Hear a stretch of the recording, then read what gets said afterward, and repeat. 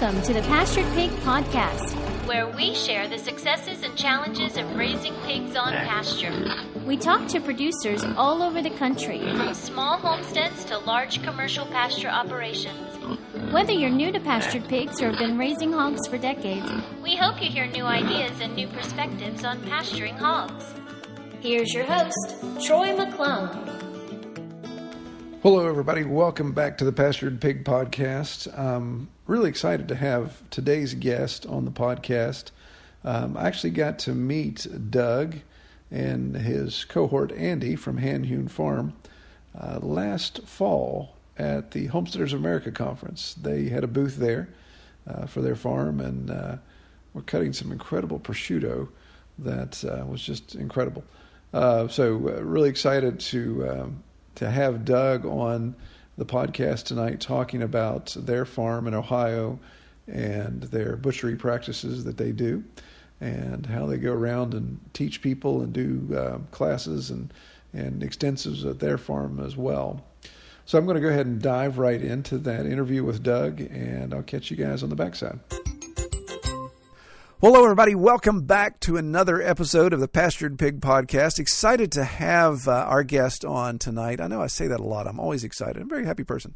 But really been looking forward to getting these guys. There's guys involved, but it's Doug. It's only Doug that I have on the phone tonight. But getting Hand Hewn Farms involved on the podcast. So without further ado, I want to welcome Doug Wharton from Hand Hewn Farm. Welcome, Doug. Hey, I'm glad to be here. Thank you for the opportunity.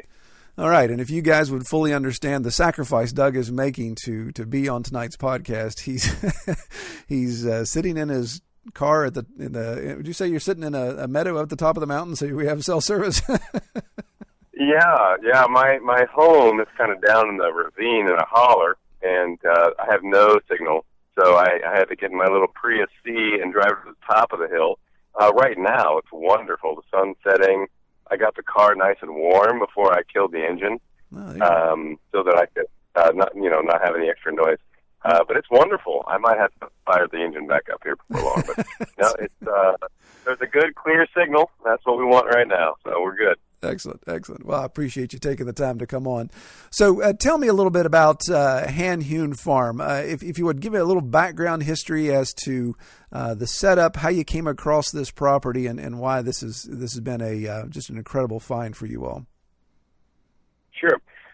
It's, as most are, long and quite convoluted story, but the kind of Reader's Digest version, I and my wife and very new family were homesteading in a county here in central Ohio, and we made friends with another couple that were also a very young family, and they moved out to be closer to us and kind of do the homesteading thing alongside of us, and it helped. We had only 4 acres on my piece and 1 acre on theirs, but we have very different personalities and interests and characters, and so while I was raising pigs and meat chickens with some hens, they were raising rabbits and ducks and bees, and so and other things, orchards and perennials, etc.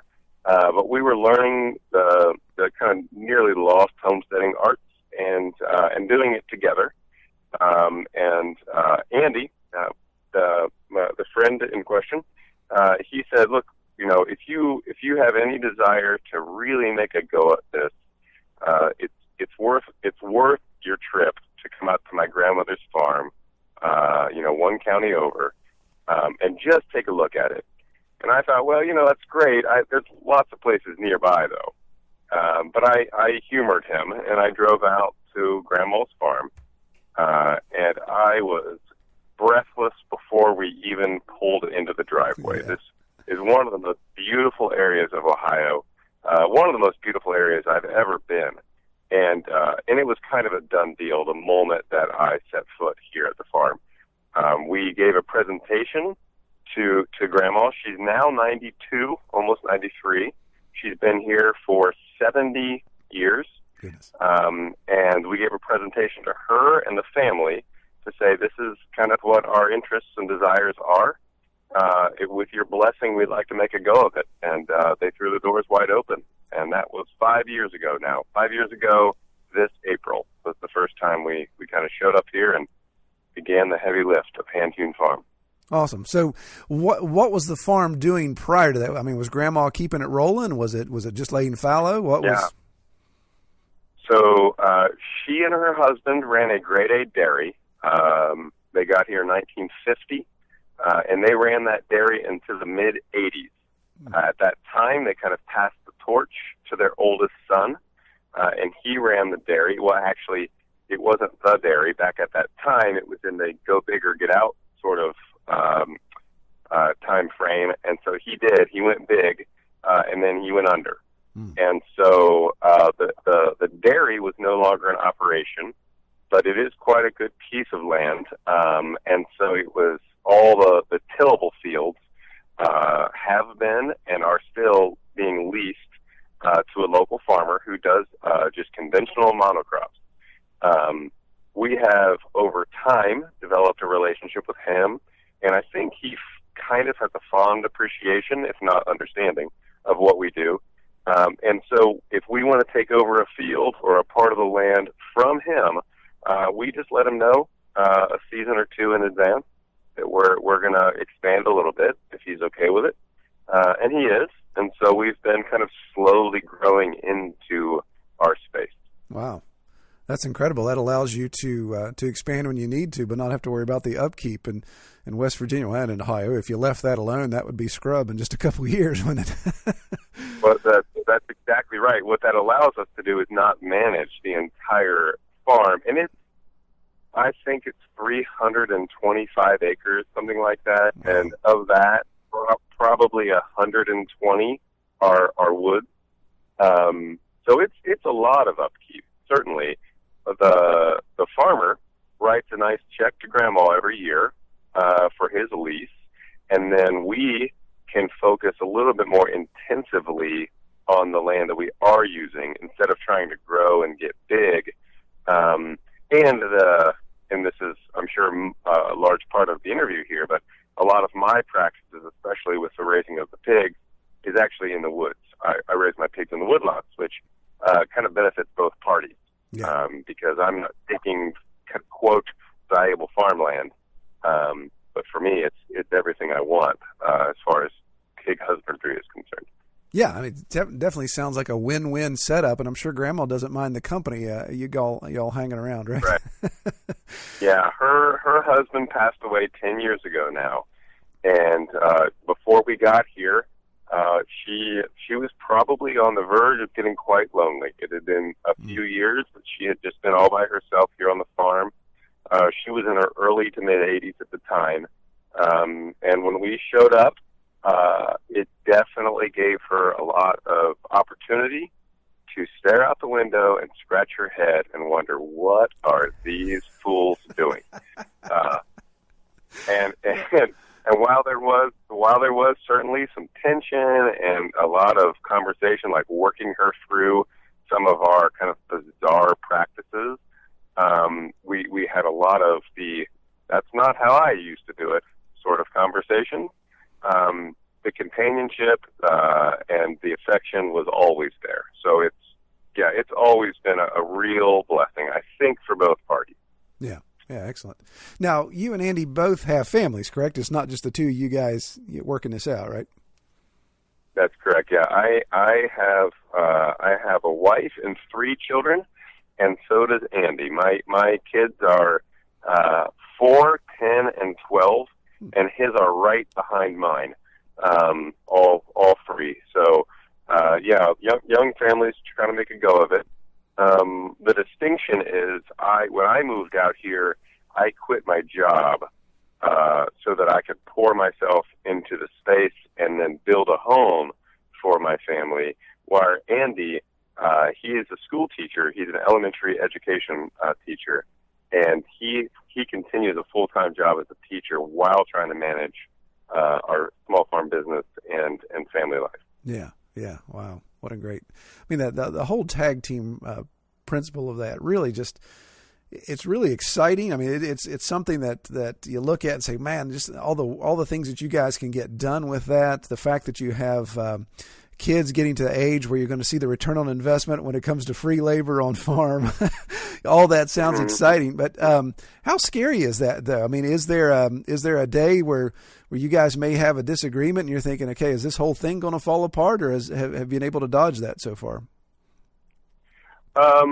Yeah, it is not unlike a marriage in that we kind of made a commitment here, and we're not in the business of backing out of it if things get tough. Andy and I have only been close friends now for 10 years, which I guess now sounds like a while, but during the earliest years of our friendship, during the homesteading days, it was actually home brewing that brought us together. We would home brew in my cellar, and what that allowed us to do is not just spend quality one-on-one time kind of getting to know one another, but also the finer nuances of how to operate together. Which one of us was the one that was going to do all the heavy lifting, which one of us was going to be the one to take all the notes, which one of us was going to order supplies and make sure that next time we got together, everything was going to be ready to go. So there was a lot of the kind of subtleties of business management kind of built into our friendship. And so when this opportunity presented itself, it didn't seem like quite a leap. And, I'll be honest, a number of people were skeptical and gave me lines like, partnerships are sinking ships and that kind of nonsense. We are in the opposite boat. We couldn't do what we do without their family, and they couldn't do what they do without ours. We're trying to help one another achieve individual or autonomous dreams, which could not have had even a possibility without the other. So, yeah, it helps though that there's not a lot of ego involved. We are just trying to do this thing together. Whatever this thing has evolved into, which has taken several different iterations. Yeah, absolutely. Well, that's fantastic. What a great setup, and I've met you guys before, obviously, and talking with you before last year at the Homesteaders Conference. Just in that time, see that there's definitely a good friendship there, and some of the things we're about to get into and talk about, just even build on that. You guys have an incredible tag team process with your with some of your instruction and teaching opportunities there. Okay, well, let's go on, talk a little bit about your livestock philosophy, and then we'll kind of drill down and talk specifically about the hogs. I know you're a polyculture there on the farm, but what's the philosophy of how you guys go about raising livestock? Well, it's what we do now is seemingly not new. It's not revolutionary. We kind of just try to let the pigs be pigs and work out a system that works for both parties, the pigs and us.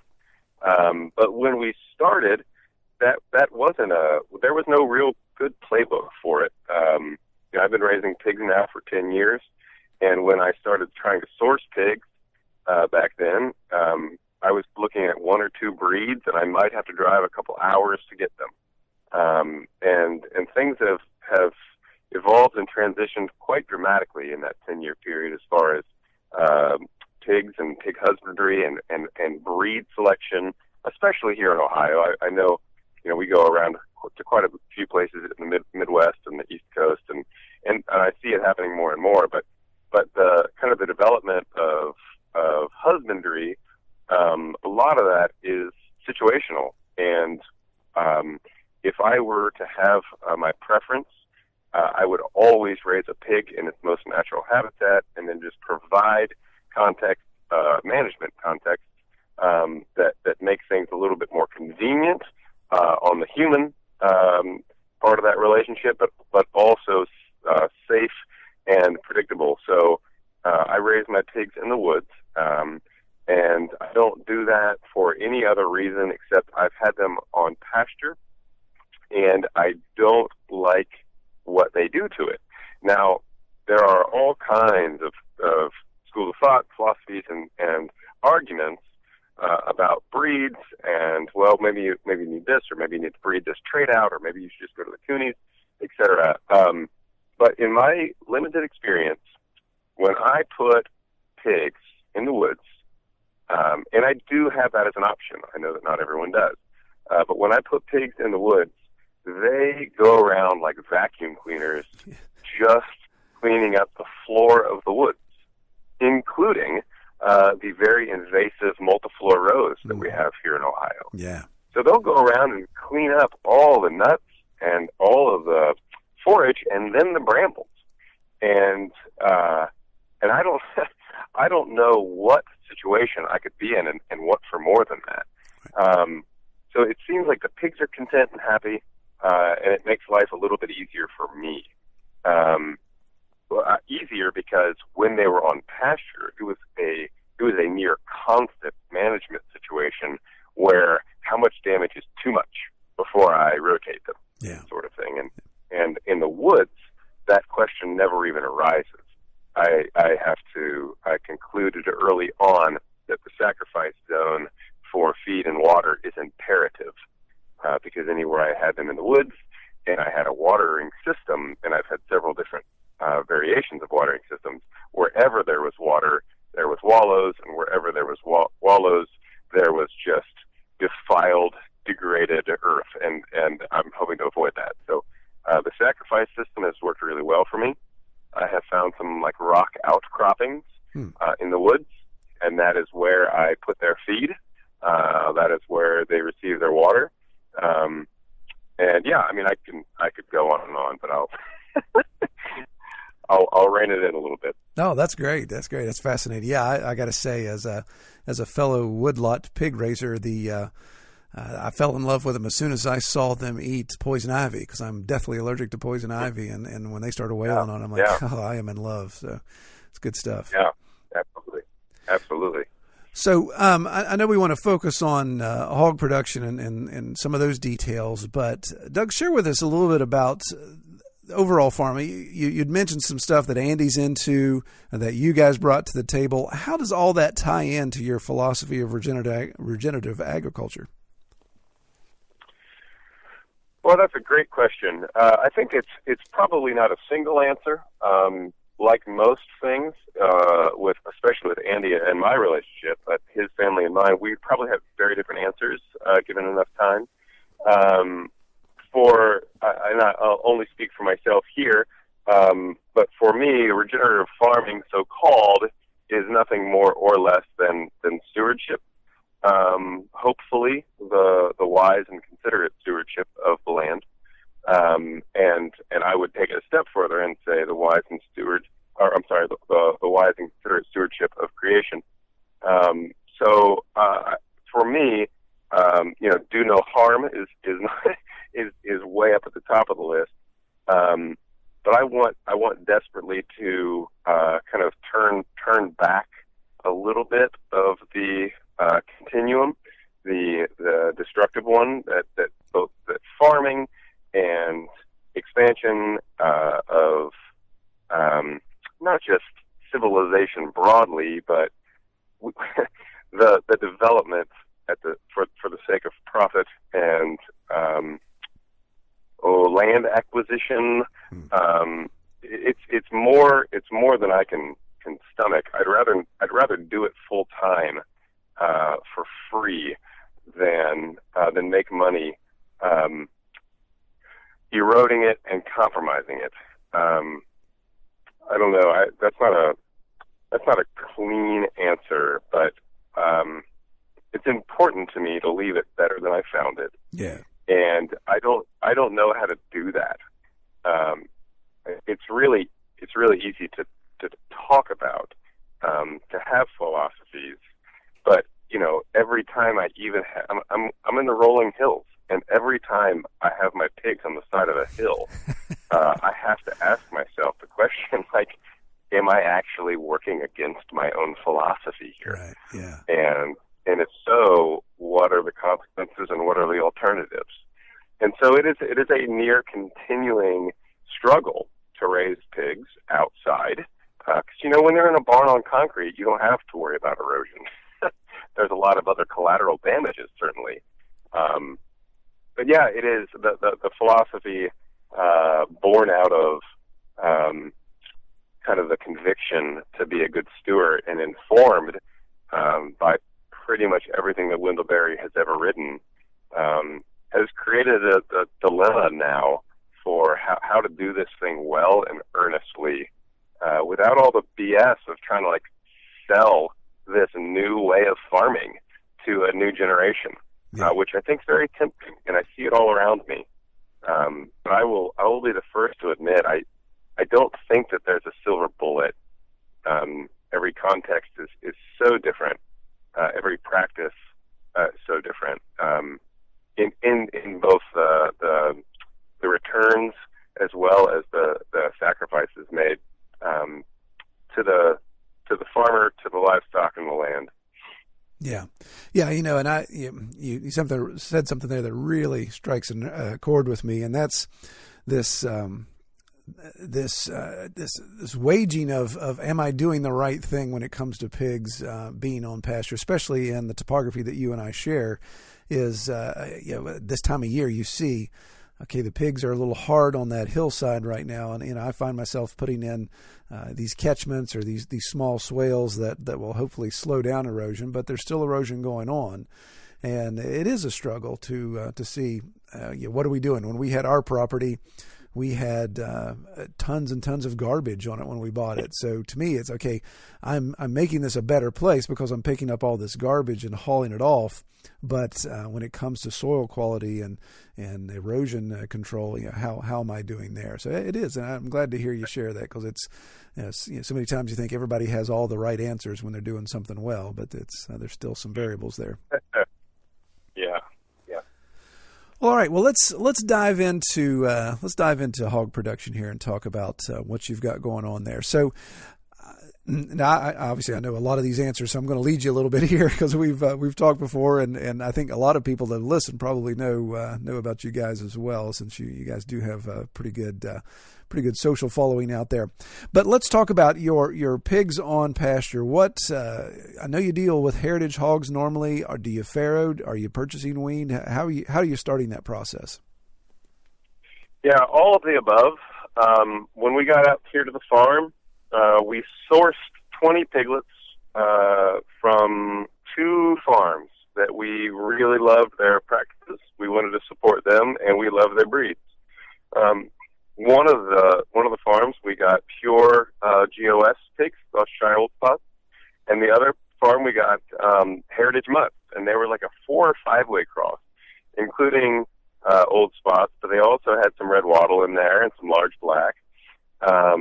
And as it turned out, we saved the best ones based on certain characteristics we were looking for, temperament being one of them, conversion efficiency being one.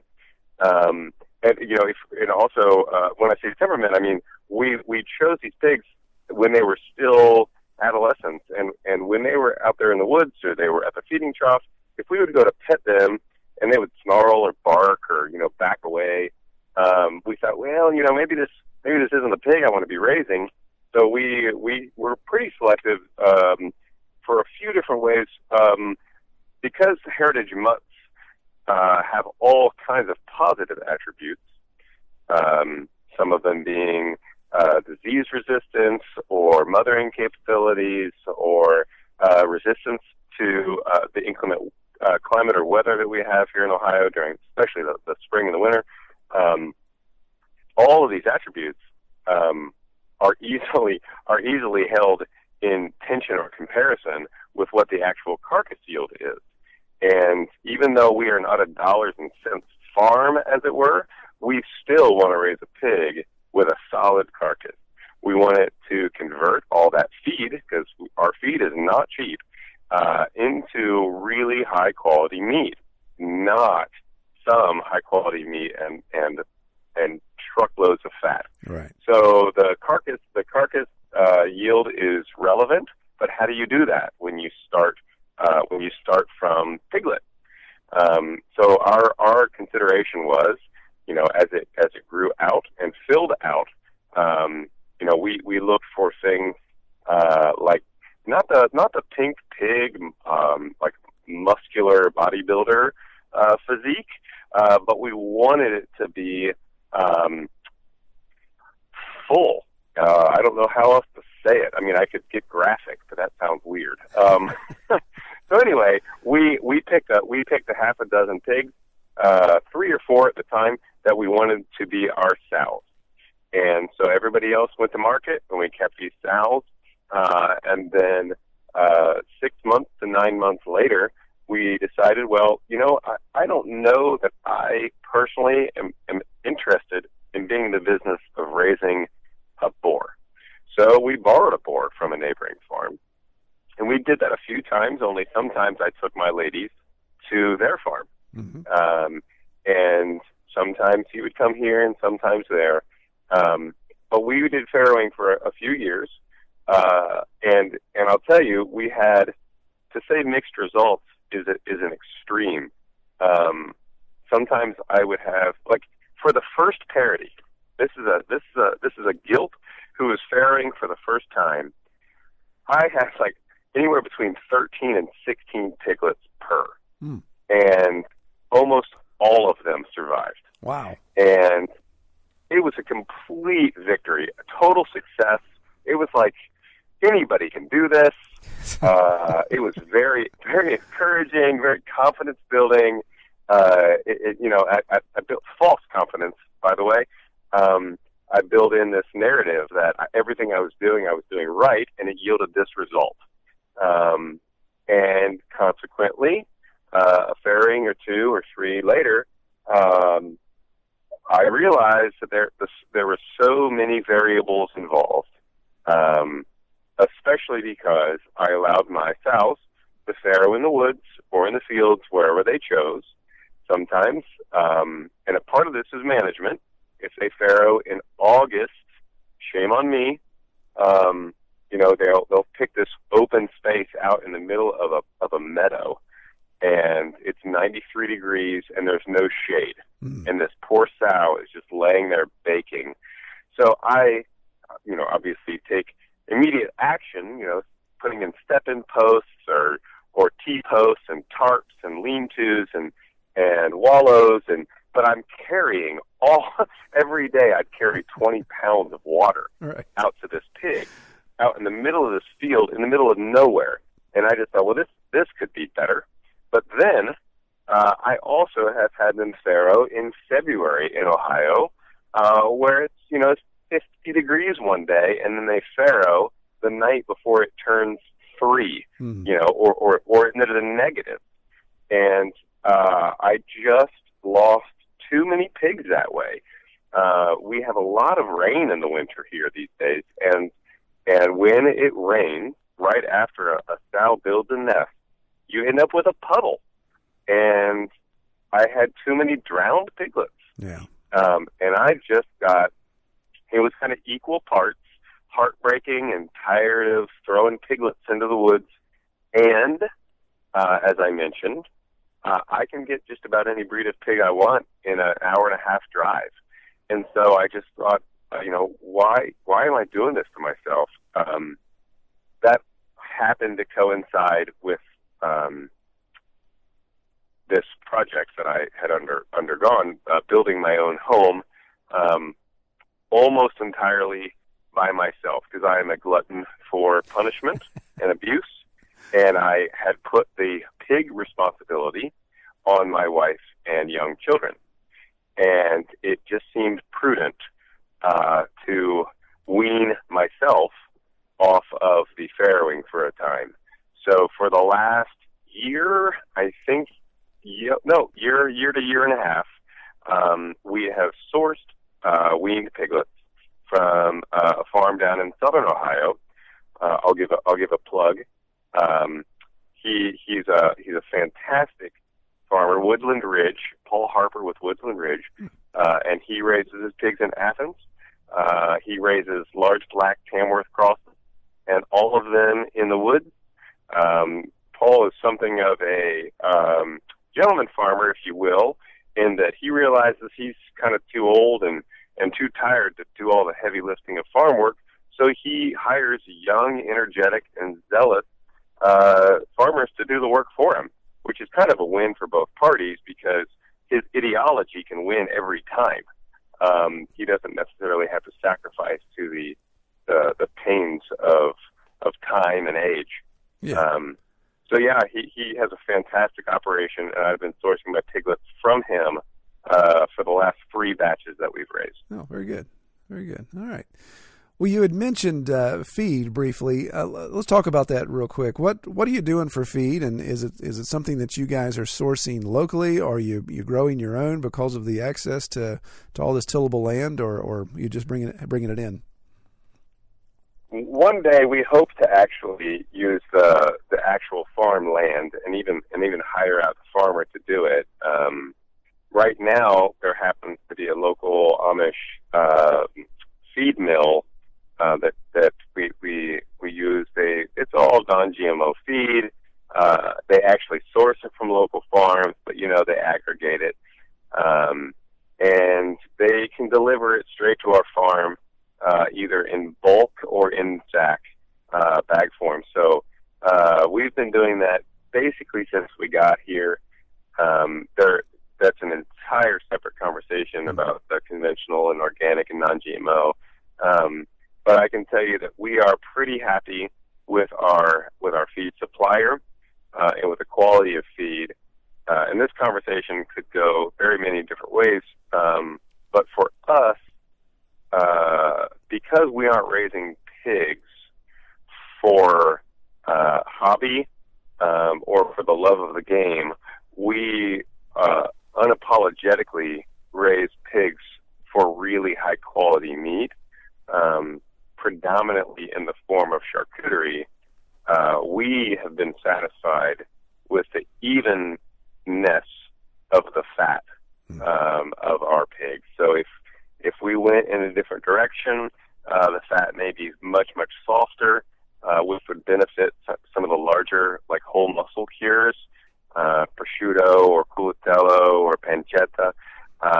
But it could be at the deficit of the salami, where you want a nice hard back fat that's going to have a nice kind of crisp, firm bite and bind. So it's very difficult to have both. And with our current operation, we feel satisfied that we have both. All right. Wow. Well, excellent. Well, let's segue into that. That's a good point to transition. So I know you provide cuts on your website. So you've got retail cuts, which obviously means you've got to go off farm to a USDA processor or at least a state inspected processor to do that. But you guys have an incredible experience in doing your own processing and the charcuterie that you'd mentioned. So, pardon the pun, flesh that out a little bit for me. How do those two, do they rub against one another? How does that work out for you? Yeah, so that's a good question. The retail cuts, they pay the bills, as it were. Selling to the markets covers the cost of our truck payment and our utility bill and our licenses and our diesel, things like that. They're a steady and kind of predictable income-generating source. The other thing is, because the way our workshops are structured, we do generally one pig at a time. But I'm not in the business of raising one pig at a time. And so if I raise 15 to 20 at a time, some of those can go into the freezer and be sold as retail cuts. As you say, that requires us to take them to a inspected facility.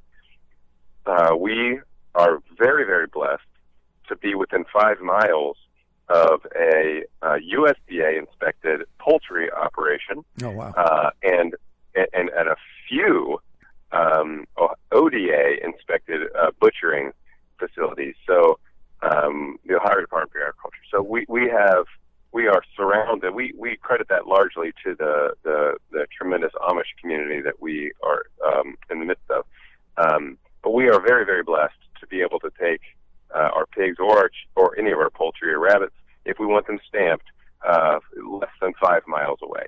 So that is a contributing factor to that decision. Certainly, if we had to drive hours or across state lines, that would be a different thing. But yeah, a portion of the pigs are allocated for retail cuts, and all the rest go to our butchering workshops. Yeah, excellent. Okay, so let's talk about that then. So I think if anybody's heard of Hand Hewn Farm, they've probably seen videos on YouTube or Facebook and pictures on Instagram of what you guys do. To me, I think it's the hallmark, and I don't want to define your overall business model, but it seems to be the hallmark of at least how I came to know you all. And those are those intensives that you do and the workshops that you do. Explain what you do there in both of those scenarios. Yeah. So backing up for just a moment, when I was homesteading a couple counties over from here, alongside Andy and his wife, my very first pigs that I ever raised, I think I had 3 the first winter. I bought them naively and carried them home in the back of a Ford Ranger and raised them out there in a stand of pines there on my 4 acres.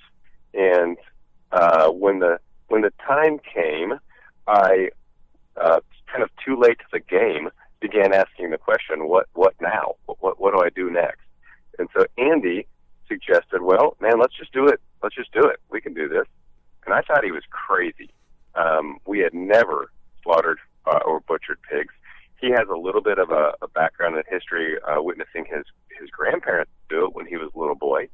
But it was more of a necessity than it was anything, because I didn't own a livestock trailer, and I didn't even know of any butchering facilities where we lived. So it was us kind of like painting ourselves into a corner, as it were. Yeah. That said, the very first pigs that we ever did, we still made a go at prosciutto and capicola and sopressata, which I say laughingly because we had absolutely no idea what we were doing. But the reason that it's relevant is because I can buy pork anywhere. You can buy pork anywhere. If you're going to go to the trouble of raising it yourself, then you should get as much value and as much joy as possible out of every ounce of that pork. And so for us, it was kind of equal parts necessity, and then the aspirations of what is possible here. And so we started from day one.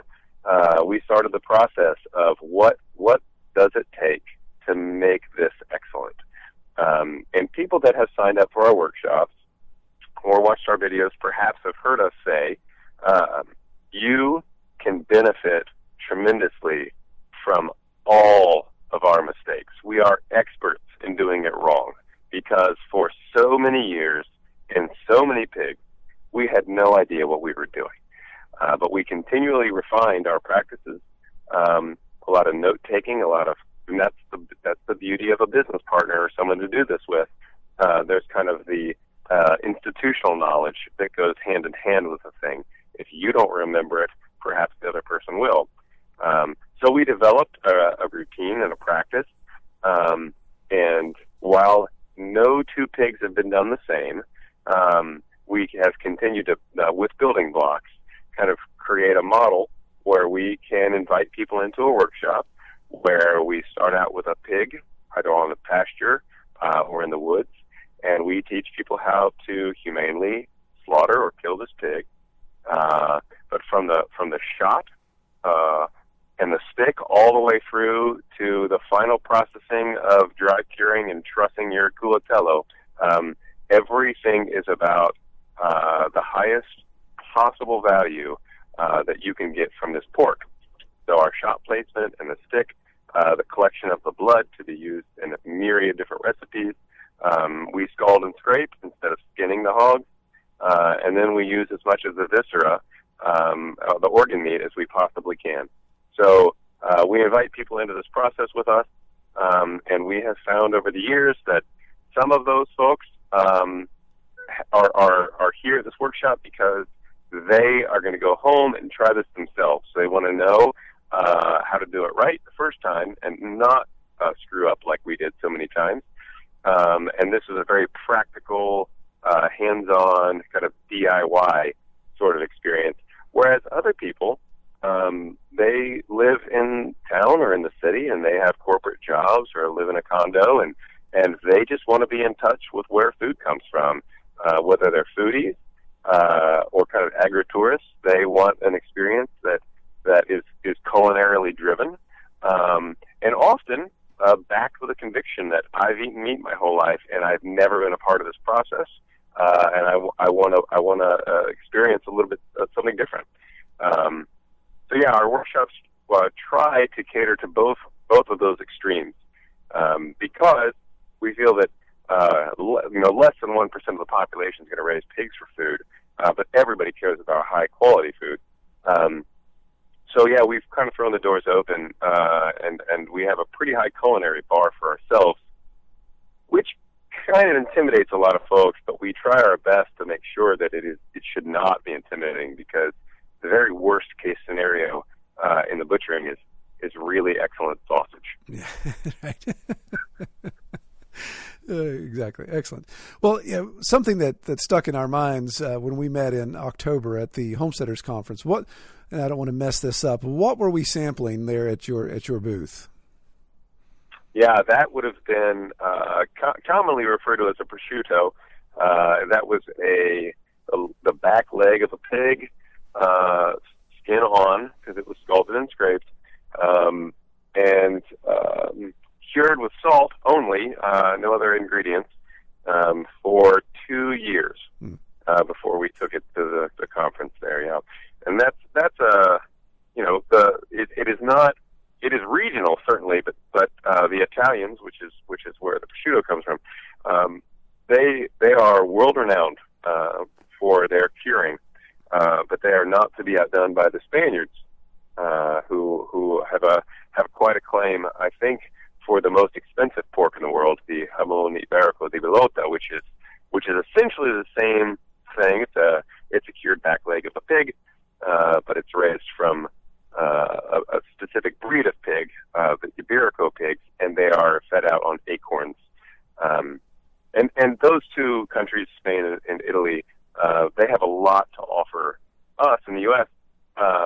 Because they have a very, very rich tradition with what they've been able to do with pork over the centuries. Yeah, excellent. All right. Well, as far as diving into these processes, again, you'd mentioned that you set the bar high, and some people find this very intimidating, which I'm definitely one of those. Explain a little bit. I was just looking at your website. So in the end of this month, it looks like there's a Spanish-style butchering event coming up, and that is not on your farm, correct? That is correct. Yeah, that's at a farm about an hour and a half from here. It's in Central Ohio, and it is a farm. I bet we've done four or five workshops there now.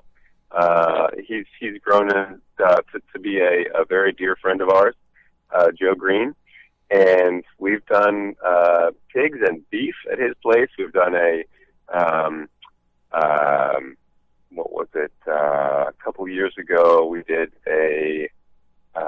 the name escapes me. Oh my goodness, it's so silly. The Creole butchering of a pig. Whatever. Anyway, but yeah, he's a great guy, and we are going to do a 2-day workshop at his place. Very different than our 3-day workshop, because the Spanish style, so-called, actually involves the removal of the spine and feather bones at the time of evisceration. And so after the spine and the feather bones are removed and the ribs are removed, and then you essentially end up with a large, near boneless pig that can immediately transition into salami making. that day. So you end up hot boning, as it's called, the pork, which is a very different experience.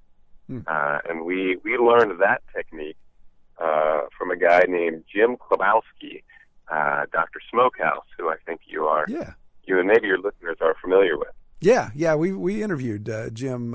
It's probably been 10 episodes ago, but yeah, we've had him on before. Yeah, he was in Spain at a Matanza, which is this kind of Spanish butchery, and he came back the week that we had invited him to our farm to be a part of the butchering, and it just seemed like a lost opportunity to not translate everything that we had just learned, or he had just learned in Spain, here. So we let him kind of lead the charge, and we did this Spanish-style butchering for the first time. One of its benefits, if I could just speak to it briefly, is it doesn't require hoisting of the animal. The pig we had on pallets for our own ease and convenience, so we're not doubled over on the ground. So we had 5 or 6 pallets. The pig sat like 3.5 feet off the ground, and then we poured boiling water over it to scald and scrape it, so that when it's time to eviscerate it, everything is right there in front of you. And then if it's a large animal, and this one happened to be when Jim was there, it was like an 800 to 900 pound sow. You don't ever have to hoist it off the ground and eviscerate it. Everything is done right there on the pallet. Yeah. Wow. Interesting. Well, looking at your schedule, it looks like you guys do several intensives. You have an intensive schedule, it looks like, actually, coming into spring. So not only do you do butchering classes on farm at Hand Hewn Farm, but people can contract you all to come to like you come to my farm and butcher one of my sows and do a process there as well. Correct? Yeah, that's correct. So that's something that is, even though it is exhausting for Andy and I, because it ends up being like a 5-day trip driving wherever we're going, and then 3 12-hour days, and then driving home.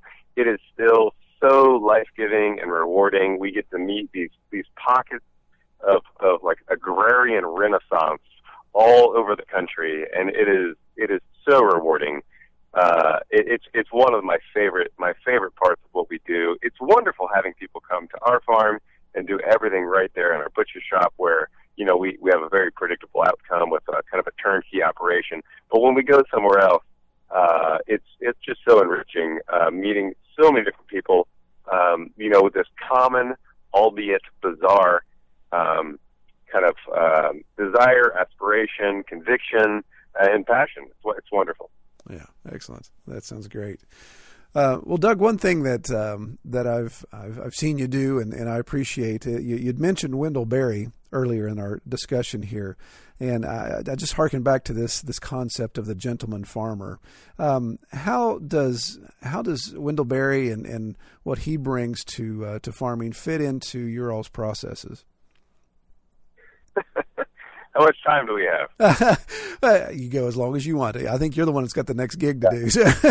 Yeah. No,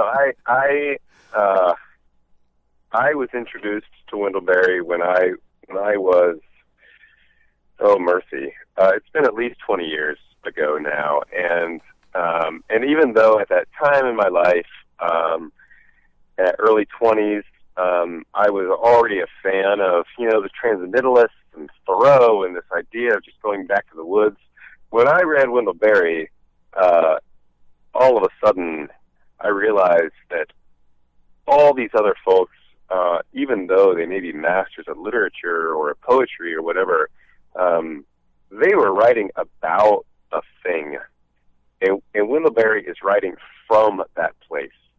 And that was immediately evident to me and arresting to me. And I was living in a very urban environment. I was living in Columbus, Ohio, in a tiny little community called German Village, in a 150-year-old home, and I could not stop reading Wendell Berry. And it has never, he and his life and his work have never stopped influencing me. In fact, right now I'm reading his latest publication, The Art of Loading Brush, and it is impossible for me to articulate his influence on my life, simply because he practices what he preaches. He practices with discipline, and he preaches with eloquence.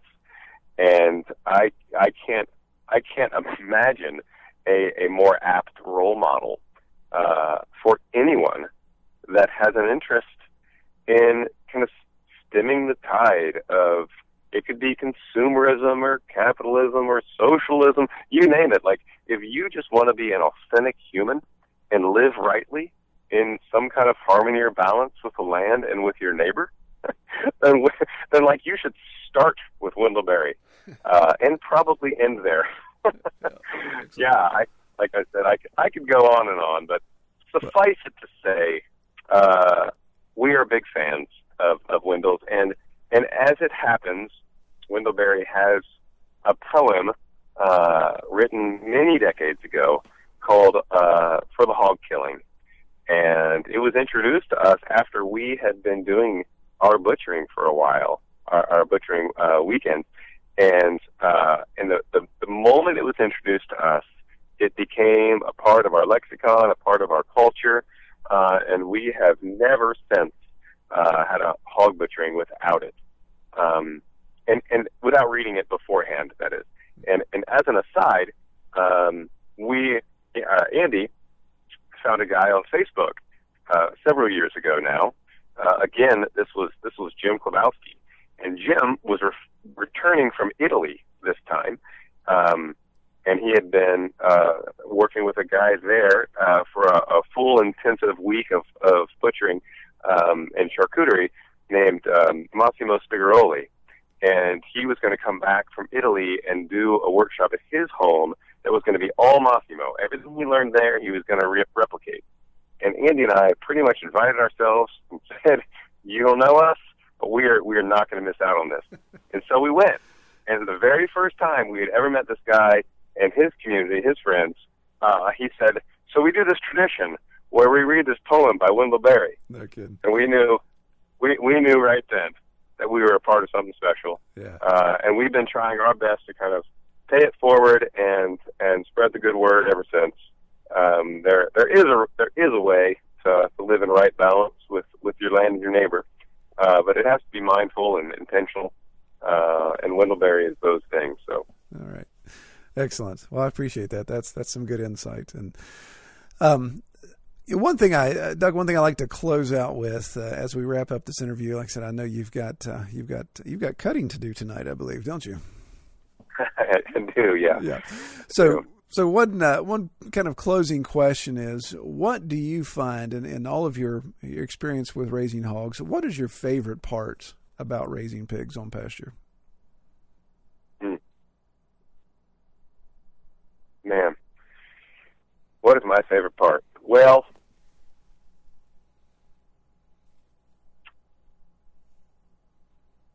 wow.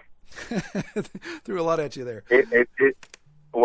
It's dynamic because every once in a while, on the right day, I raise my pigs quite a ways from where I live. I mean, it's a good 20-minute walk all the way back across the farm, back to the woods where they're at. And on the right day, it'll almost bring me to tears that this is so beautiful, and how am I so blessed to be able to live here in this beautiful place and raise these beautiful animals in this natural way. And that walk alone reminds me and refreshes me of why I do what I do. Wow. On the other hand, when you slice in to a 2-year-old or 3-year-old culatello or prosciutto that you've been waiting for and building anticipation for, and that was from a pig that might have been 2 years old at the time. We're talking 4 or 5 years of a trajectory here. And you slice into it and it's paper thin and you smell it even before it gets to your face. And the sensory overload of this thing, and the near sensual experience of it is not something that anybody could ever prepare themselves for. It is arresting. It is it is crazy. Yeah. And we believe that when you can do that, this isn't a knife and fork sort of meal. You can enjoy it by the gram in ways that are profound. And we feel pretty strongly that is the best way to do service and honor this animal and this practice when you can bring that level of value to it. Yeah. So I would say somewhere in between those two answers. Well, that's great. Depending on the day. That's great. I mean, that kind of covers the gamut there from cradle to grave in that whole process. Yeah. And I got to say, with that, right. I could definitely understand with that prosciutto that we tried in October. It was just unbelievable. I'd never experienced anything like that before. In fact, I found myself, I don't know if you guys caught on to me till about the second day, but I kept coming back in disguises so I could get different samples. Yeah. That's good. Yeah, little French mustache. Yeah, exactly. I know this guy's voice. It's like they'll never recognize me. That's why we take it. That's why we take it. This coming year, we have decided we are going to take a prosciutto to Homesteads of America that we don't plan on bringing home. It's going to be 2 years old, and it will be from a workshop that we did at that conference 2 years ago. Wow. So it will have been butchered and cured at a Homesteads of America 2018. And then 2 years later, it's going to be a new experience all over again. It's next iteration. And we're gonna raffle it off. But during the weekend, we're still going to be slicing it and sharing it with people. But we figured, you know what? Why not? It's apt. We should just make it happen. That's fantastic. Well, I will definitely be there, and I will have my ticket book ready. Excellent. Oh, that's great. That's great. All right. Well, Doug, I'll let you go. But in parting, how can people find out more about Hand Hewn Farm and the workshops and all the things that you guys have going on? Yeah. Good question. We are terrible at self-promotion. We don't even know how to do it. But the kind of crude, rudimentary ways, you can go to our website, handhewnfarm.com. We do have a Facebook and Instagram presence. So we don't, because our workshops are what they are, which is to say experiential, it's very, very difficult for us to put words to or express what this thing is. For many, many people, it is a legitimately life-changing experience, and it is difficult for us to just make some Instagram or Facebook post about that. Yeah. And so we default to just not doing it and let other people promote us, which has varying degrees of kind of pragmatism. But no, we have the website and the social media, but we also are going to just continually be putting things up throughout the season. This year, I have 15 pigs left in the woods, and I have committed with Andy to not put any of them in the freezer, which means we're going to do our best to have at least one or two workshops a month all year long, so that we can kind of finish strong and provide many and numerous opportunities for butchering workshops, because not everybody wants or needs a 3-day intensive. So some of them may just be how to make bacon, how to make sausage, how to make pate, how to make salami or dry curing, etc. So that's what our goal is for 2020, is to not put any of those pigs in the freezer. So wow, wonderful. So yeah, stay tuned. We'll have a lot of stuff coming up. Excellent. Yeah, and if anybody is on YouTube, which I guess almost everybody is, interestingly enough, Hand Hewn Farm does not have a YouTube channel, but they are all over YouTube. We're terrible at self-promotion. We're terrible. So all you need, many people. You guys so badly. You see the YouTube channel, we're like, yeah, we know. Yeah. Well, you really don't need to. I mean, obviously, Justin Rhodes. I mean, my goodness, there's been so many large channels that have featured you guys, and yeah, I agree. I don't think no matter what somebody does with a video camera, it doesn't necessarily do the experience justice, but it is incredible to watch, and it's really neat to see these guys in action, going through this process on site at their place or at somebody else's farm. So be sure to go to YouTube and check that out. All you got to do is just search Hand Hewn Farm, and you'll see a copious amount of options there to watch from. Well, all right. Well, Doug, I'm going to wrap this up and let you go. Again, I appreciate your time and really appreciate you taking the time to come on the podcast. And I hope you have fun in the butcher shop tonight. Hey, Troy, it's been a pleasure. Thanks for the opportunity, man. All right. Well, have a good evening. I really appreciate Doug taking the time to talk with me. He was actually, due to the connection, he was actually sitting in his car up on top of the hill having the phone conversation with me. So, Doug, I appreciate your sacrifice for the podcast. Also, I like to tease him. His voice, he is such a incredible, deep voice that he should be in... I keep saying, man, you need to be in voiceover talent. And in my experience in marketing, you could really do a lot with that voice. He, to me, kind of epitomizes a gentleman farmer, very well read, very well spoken, and just easy to listen to. So if you want to know more about them, I will post all the information to their farm down below in the show notes, so you can check that out. Got a new round of interviews scheduled coming up, so if you'd like to be part of that round or know somebody that does or would or want to be topical, let me know what topic you want me to focus on, and we can do some research there and get that going. So just go to our website, redtoolhouse.com.